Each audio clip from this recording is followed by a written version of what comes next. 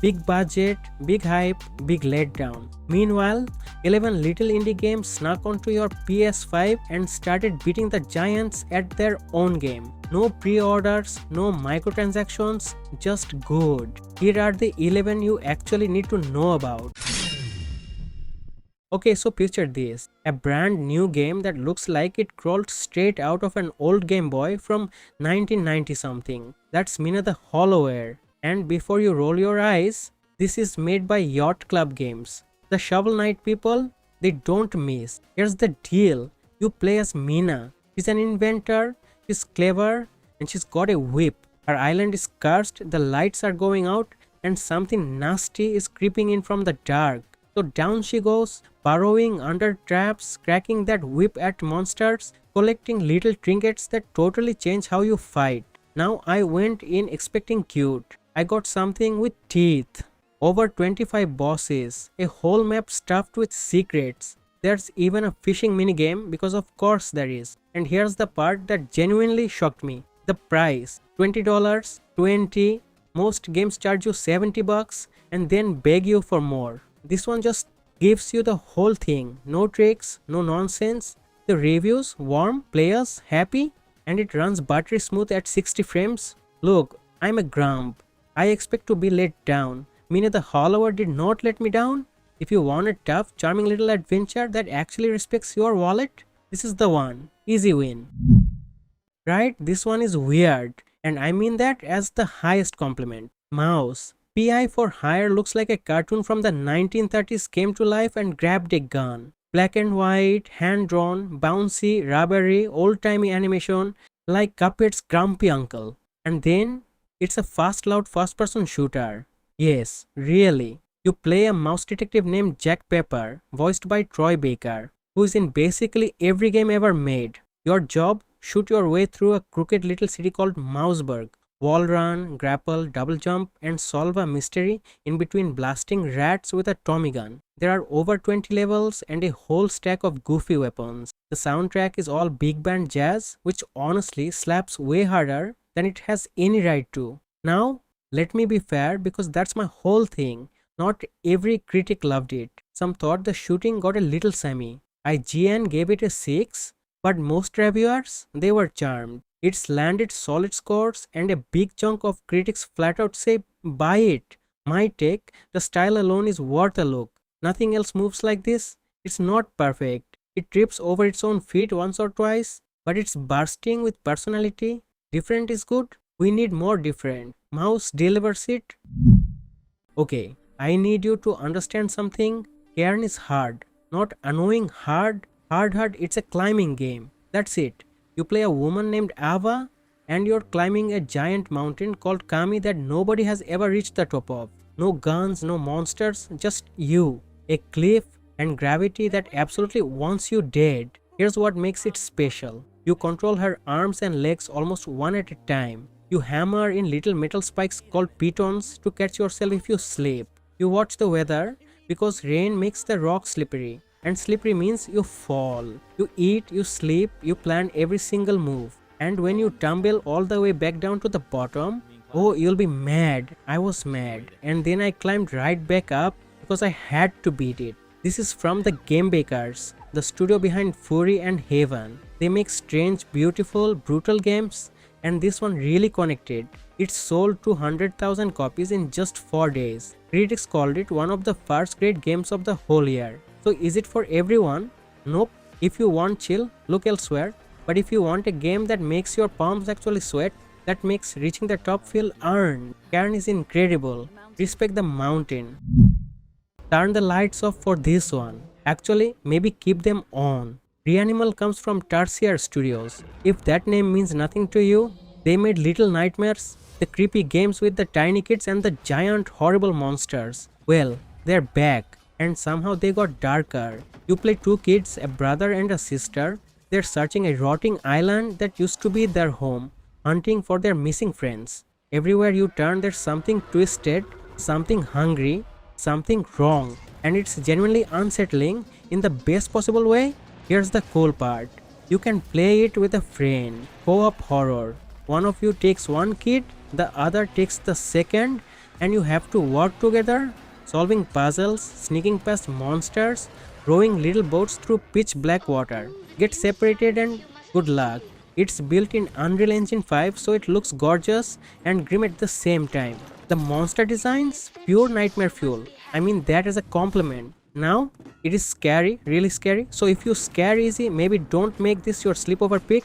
But if you love being terrified right next to a friend, there's nothing else quite like it right now.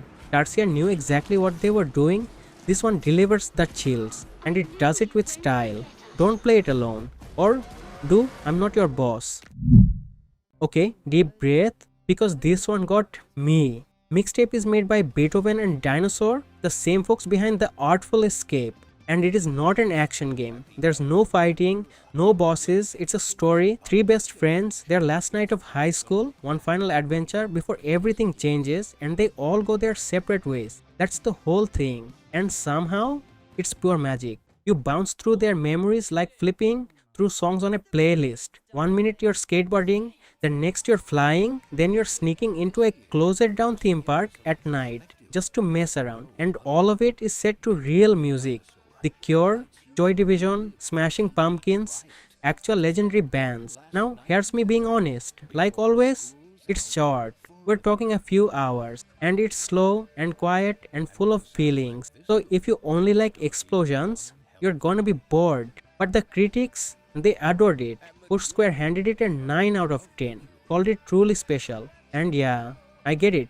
It made me think about my own friends, my own goodbyes. That's rare. A game that's small, punching that hard. So, not for everyone. But if you've got a heart beating in there somewhere, Mixtape will find it. Press play.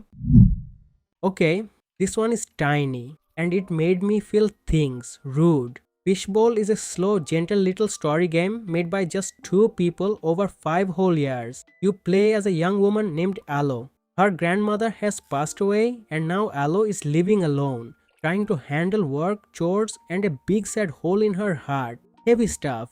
But stick with me. Then a magical talking fish named Paplet shows up. A fish she remembers from when she was a kid. And together, they go back through her memories, sorting out the past so she can finally move forward. You spend your days doing normal life stuff. Allows a video editor, so you actually edit clips through a cute little matching puzzle.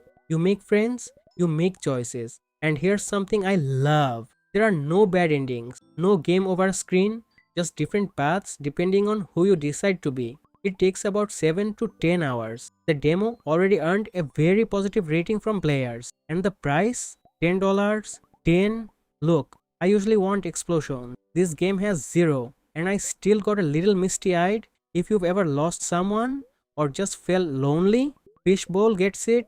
Quietly brilliant and cheap. Grab it. Alright, dark fantasy fans, wake up. Mortal Shell is getting a sequel. And it looks mean. The first one was a Souls-like, you know the type, hard, brutal, die 1,000 times games. It came from a tiny studio called Cold Symmetry. It sold over 1 million copies, and people respected it, even if it was a little clunky. The sequel? They've torn it apart and rebuilt it. The biggest change? They deleted the stamina bar. Gone. No more running out of energy in the middle of a swing. Now the combat is fast, aggressive, all about smashing your enemy's guard until they crack and you land the finishing blow. I love it already. The shell system is back too. See, you're not just one hero. You possess the bodies of fallen warriors and each one fights completely differently. There's a quick, nimble one. There's a big, heavy tank. Swap between them. Find your style. It's coming to PS5 this year and it'll cost about $20 more than the first game did. Sai, welcome to 2026. Here's my honest take. There's no firm release date yet, so don't hold your breath. But everything they've shown looks sharper, faster, and nastier than the original. If you want a real challenge, watch this one closely.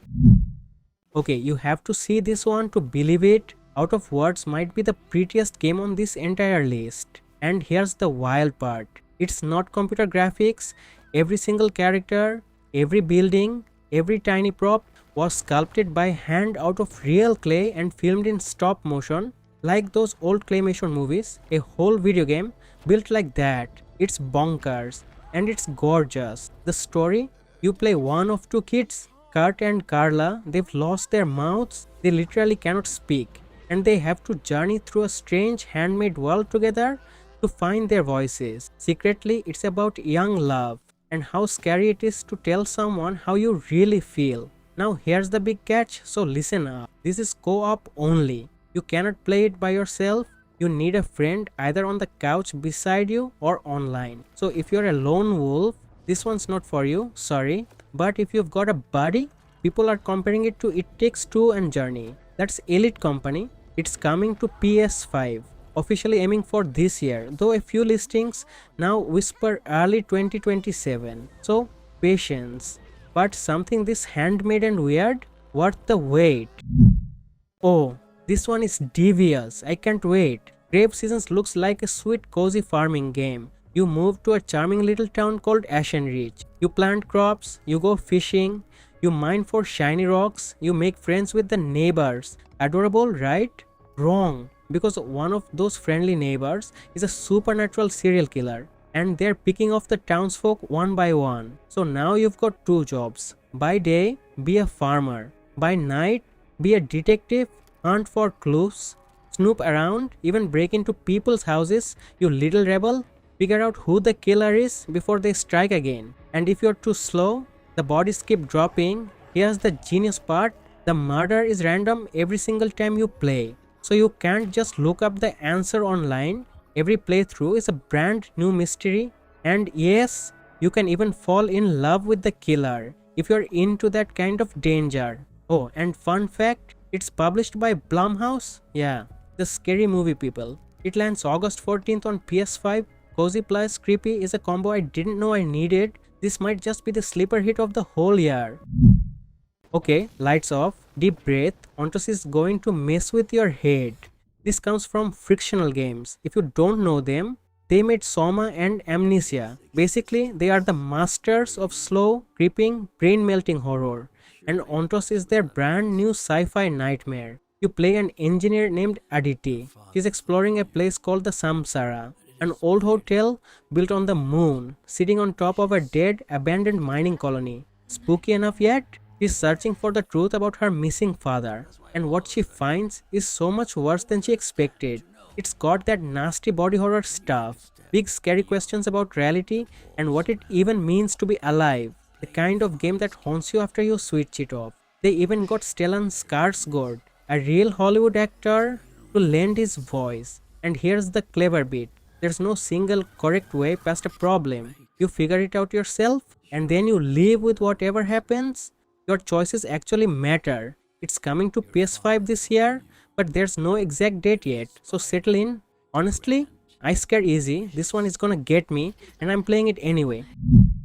Last one, and it's a chill one. Finally, my blood pressure can relax. Over the Hill is an off-road driving game, but not the racing kind. There's no finish line, no rivals, no timer screaming in your ear. It's just you, an old rugged truck, and a giant gorgeous wilderness to explore. You drive classic vehicles from the 60s, 70s and 80s. You crawl over rocks, splash through mud, and ramble across mountains and valleys that look like real places on Earth. The weather shifts, day turns to night, and there are these magic portals that zap you off to brand new areas to discover. You can roll solo or bring a friend along for the ride.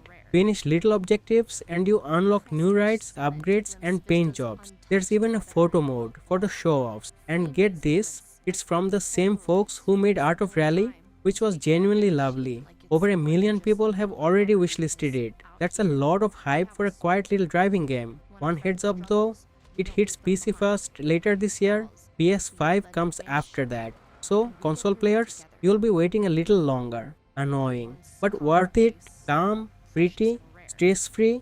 Sometimes that's exactly what you need. Big budget, big hype, big letdown. Meanwhile, 11 little indie games snuck onto your PS5 and started beating the giants at their own game. No pre-orders, no microtransactions, just good. Here are the 11 you actually need to know about.